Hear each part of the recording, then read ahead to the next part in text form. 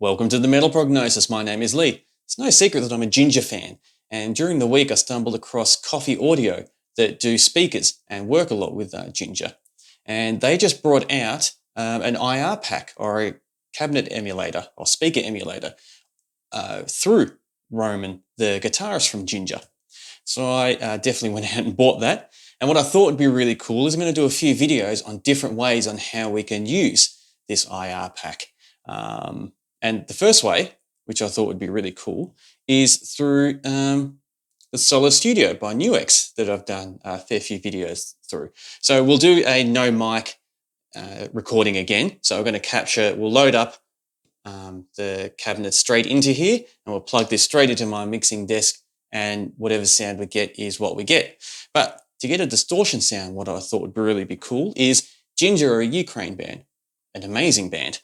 And the Djenttonic by Black Cat Amps is a Ukraine company, and they are handmade in Ukraine.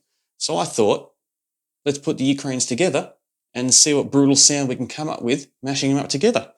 I mean, it's a really good excuse just to pull this out again and use it, because I always love using the Djenttonic. So in this video, that's exactly what we're going to do. We'll mash up the Djenttonic here through the Nux Studio, load it up with the Roman IR cabinets, and see how it sounds. And he's got a few in the pack that I saw, so we'll probably load up a couple in here and see how they go. So let's hop onto the computer and see how it is loading it in here, and then taking it from there.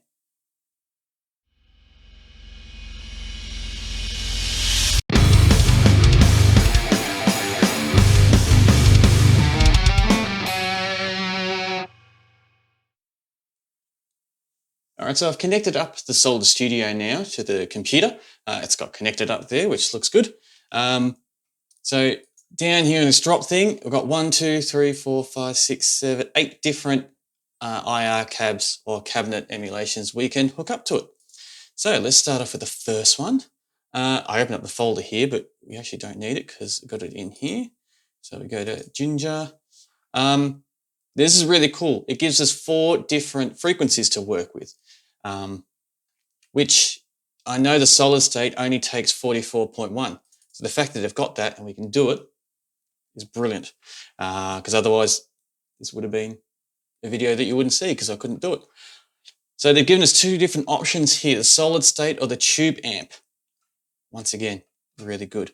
So, I don't know, solid state. We have all the different speakers here, the 2 57s, E609, 906, sorry. I have the 609 mic. It uses a 906, the more expensive one, mixed with the R121. There's lots here. There's lots here. So let's just stick with the 57 and the 906, which is normally what I go for. And they've got a lot of different mixes with this as well. I don't know what all these things refer to, as in like the difference between all the settings. But that's all part of the fun. I'm guessing these are all just different positions they've got with the 2 different mics. So, for the purpose of this, I don't know, I'm guessing. Let's go for this one. SM57 with the E906, whatever 1A is. So we'll load that in. Loading. This is a part. Excellent. It worked. Normally get a bit worried, thinking, is it actually gonna go through? So there's its own little frequency spectrum there that it uses, that it's captured with their settings. So let's go to the next one. And let's see. So we did the 1A. Sorry, I'm kind of talking through my thoughts here as we're doing it. So let's go with this one with the same. So this is with the R121 mic with the SM57. We'll go 1A just because. The other one loaded up, so this one shouldn't have a problem, in theory. Boom, excellent.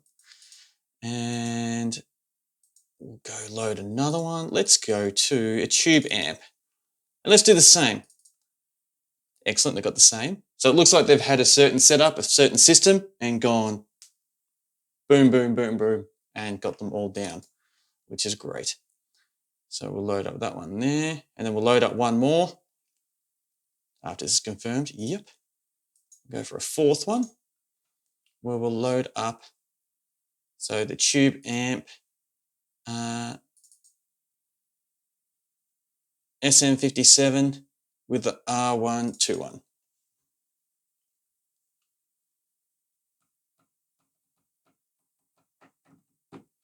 Excellent. All done. So there they all are in their beauty. Now, they might not seem like that much of a difference in the different waveforms, like just looking at the first two as an example. It's not really a waveform, it's a frequency band, sorry. But I got a funny feeling there's going to be a big difference in the actual sound. And that's where the fun part is. So let's get to the fun part. I'll move the cameras around again and set it up. So I'll have Cubase. I mean, I can do it right now because I've got the Cubase set up ready to go.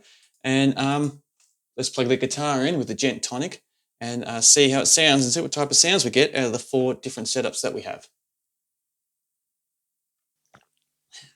Now we have everything set up ready to go. Grab my Onsby guitar, tune down to G.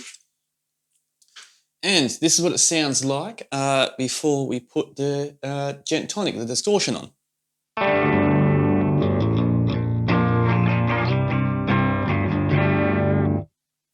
Which is a little bit boring and bland. So we come here for the distortion, not for the clean. So I've left the, this is kind of like my standard settings I have for the Djenttonic, which is the lows being pretty neutral, a little bit of a boost with the highs and the mids, just to really get that breakthrough type of frequencies in my guitar tone. So we have the solid state, and I pointed it, as in I've got it written down, so I don't forget what settings I put in all these, because I just realised you can't see me pointing on the camera there because it's out of frame. We have the solid state and the tube amp. Now I'm not going to remember all that, so I'll remember that part. But instead of reading out what each settings is for each one, I'll have a little thing on the bottom that's going to bring it up to ensure that I don't stuff anything up out of the 4 different settings that I have. So let's turn on the distortion and go through each 4 of them and take it from there. So here we have the solid state to start with.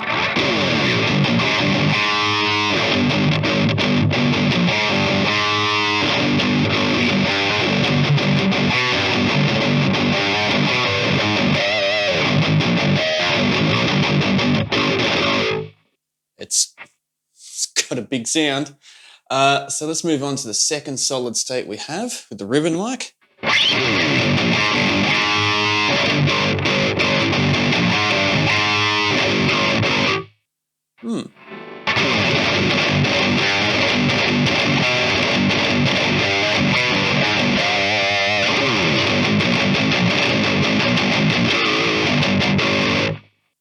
All right, move on to the tube amp. Now, I don't want to just try to push on because I don't want to give the impression that these are bland and boring. They're actually pretty killer, but I just want to get through them all.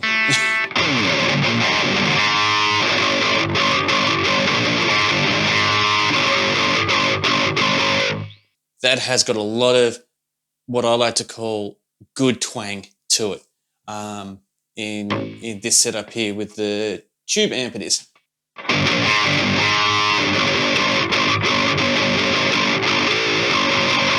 You can get some really cool grinding sounds, I reckon, out of this one.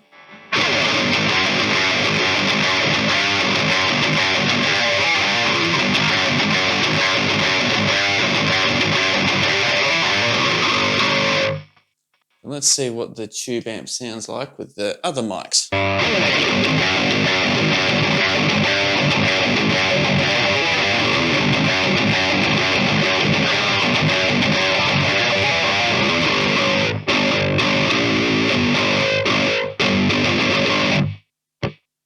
A little bit more rounder, a little bit more warmer compared to the other one. Still really good though.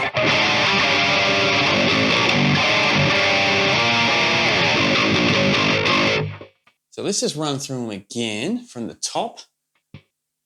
I'll just do the same riff again, just to hopefully get a more even comparison between them.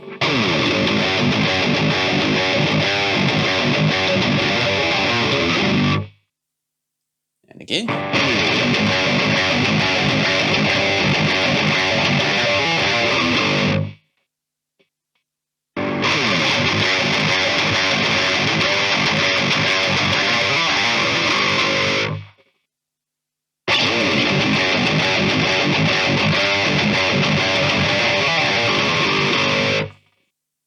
Yeah, they're sounding awesome.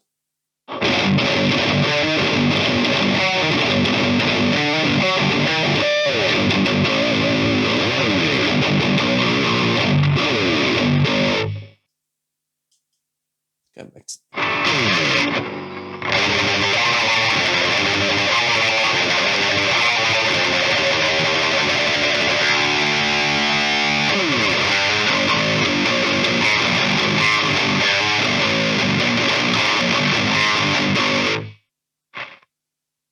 These are sounding really, really good. So I could get a little bit lost for words how good they're sounding. It's not just a matter of them sounding good too. I'm also very impressed that the Solid Studio has been able to interpret the frequencies that they set for it and what they captured so well, because this is just going straight into my mixing desk and that's it. So the fact that this external equipment can pick it up and do what it does so well is just amazing too. So just as a little bit of a thought experiment, I'm thinking I wanted to show you guys now. I'm really stumbling on my words now. So we have, for example, this.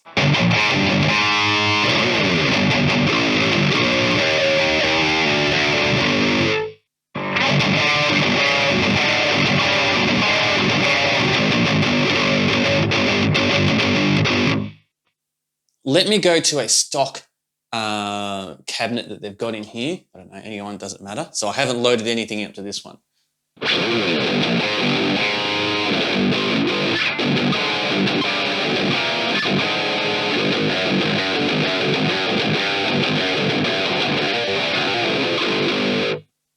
So firstly, there's a huge volume drop.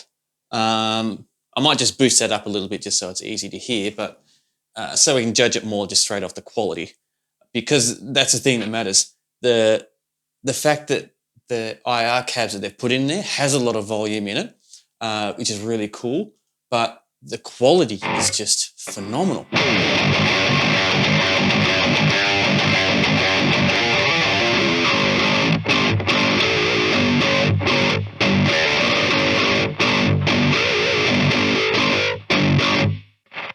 Yeah, super impressed by that. Like the Djenttonic gives a great distortion anyway, but if it doesn't have something good to go into, it can only do so much.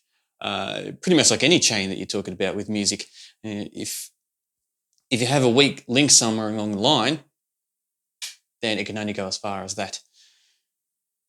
So these are matching up really, really well, which is something I normally talk about in my final thoughts anyway, but yeah, it's a bit of a spoiler. This is a great little matchup. The Ukrainians have united amazingly with these. What I would like to do now is a jam, and I'm kind of speaking my thoughts on the fly here, because I'm not sure how I'm going to do the jam, because we've got four, I'd like to say same quality, but very, very different characteristics in the different cab and mic setup that they did, that we quickly chose to put in there. And I'm sure if we delved in more, we'd come up with a lot more different diversity between them too. So what I might do is I might just, I don't know, I feel like just going to screw it. I'm just going to do 4 different jams. So I'll just keep them small little jams. We'll do them back to back, give some isolated examples of them too. So then we can hear the real diversity between them all, and then have a chat about it afterwards. So yeah, I'll take a bit of a step away for a moment, set up the drums and everything ready to go. Then I'll record doubling up on the guitars, one in the left right speaker with the bass and drop my pick and the drums, and then we can hear how it sounds in a full band mix. And then I'll meet you all on the other side where we can have a chat about it. And yeah, I think I've got quite a bit to say about this because it's been awesome. So I'll see you all on the other side.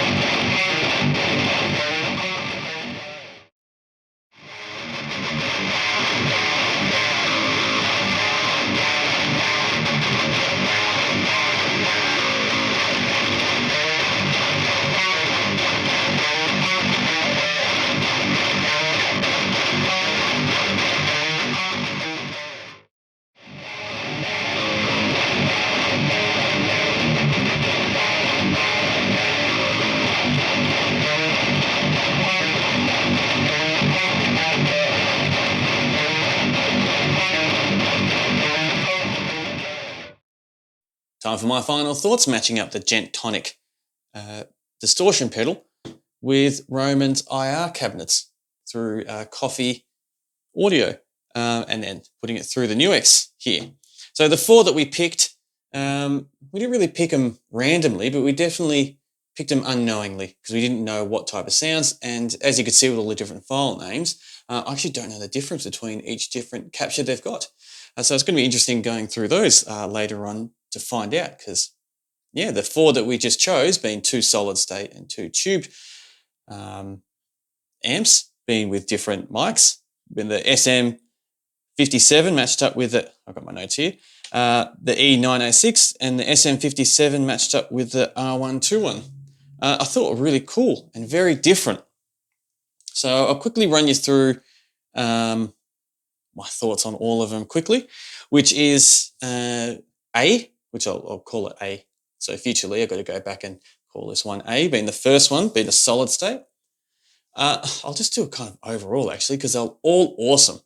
But the standouts were C, because I felt C was real, had that dry punchiness that I really love in aggressive guitar tones, because you can really add a lot of its characteristics to punch through the mix and be very aggressive, which is really, really cool, because the frequencies that it pushes, um, uh, I tend to find to be, don't know really know what the best term is for it.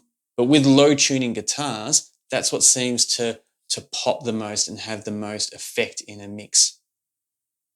Now, this is all obviously dependent on the song and what the song needs, and how it all best fits in with it. But going off just purely guitar tones out of the four, that one, arguably the driest when you just listen to it isolated, but I feel like in the band mix had the most effect, because it kind of had that nice frequency that you want in your guitar mix and just push the crap out of it, and kind of, I feel like gave that sweet spot steroids for a guitar tone. But at the end of the day, they're all awesome for their own reasons. The last one, D, was just really rich and dynamic, having the R121 mic hooked up with the SM57. But yeah, and the solid state ones too, they're just all really good, but really different. And the thing that I liked about them was they all had the same quality, but they just had slightly different characteristics. So if you want quality, it's there. That's the quality. And then it's just a matter of finding those little tweaks of what's best for what I like to kind of home in on is whatever's best for the song and whatever punch and characteristics you want out of that song. Now, if you're recording either an EP or an album, you could definitely twist and swap between those ones and even combine them and mix them up a bit to have the same quality come through, so you don't need to worry about quality control and having to muck around with trying to level them out the best as possible, because the standard is all there to get different combinations of whatever little characteristics you need, which is absolutely amazing. Absolutely amazing. So this video was not sponsored or endorsed by anyone. This is just me buying it and going, I can make some really cool videos out of this. And I love the sounds.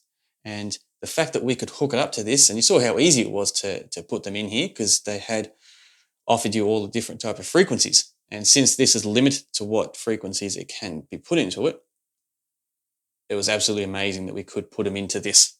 Because I have bought other IR packs in the past from other companies that didn't work in this, which I was super excited to get in this, and didn't want to play ball. So once again, full credits to Coffee Audio for giving us that option. Oh, Roman, I don't know who made that decision. I don't know how the insides of all that works with their company and their relationship, but I mean, I'm happy to give credit to both of them, both parties involved, because it's awesome. And it worked out really, really well. And I'm going to definitely try to use this in another video with other external equipment, so we can try different frequency ones to see which ones it picks up and which ones it doesn't as well. So it's great. And I'm also going to do another video using these IRs with just purely internal VST programs as well, to really see how they work doing everything 100% digitally.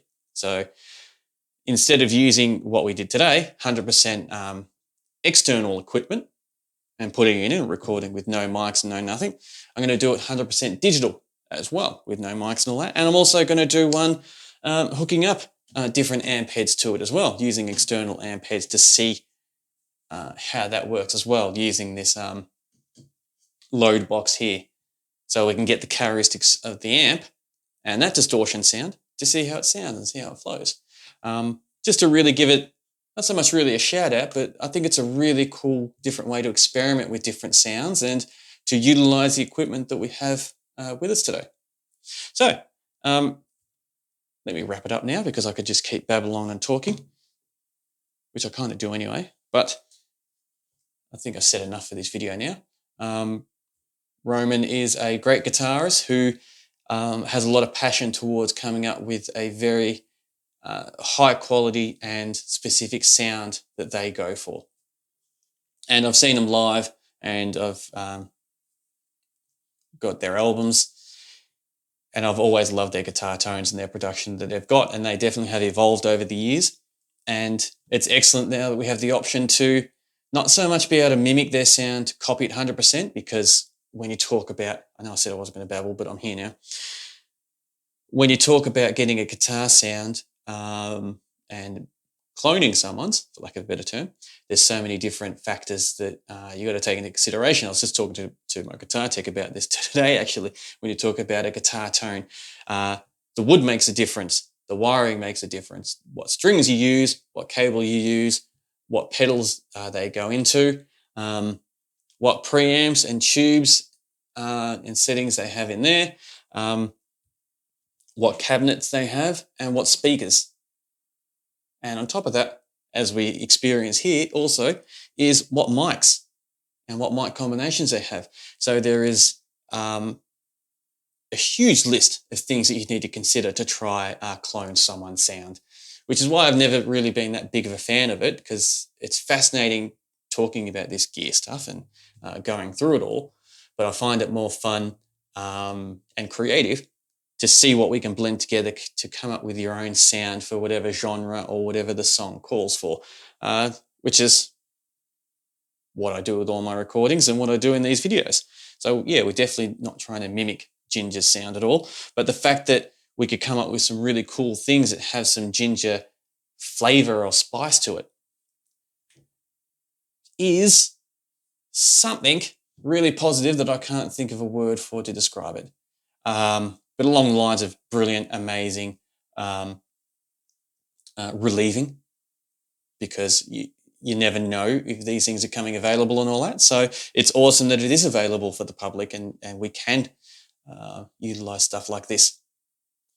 Now I'll do my sign off because I'll be doing many more videos on this and talking about other things that I haven't mentioned now. Whether this video is in the foreground or the background, I absolutely appreciate your company and being a part of these conversations. And I really look forward to chatting with you next time. And until next time, please stay safe.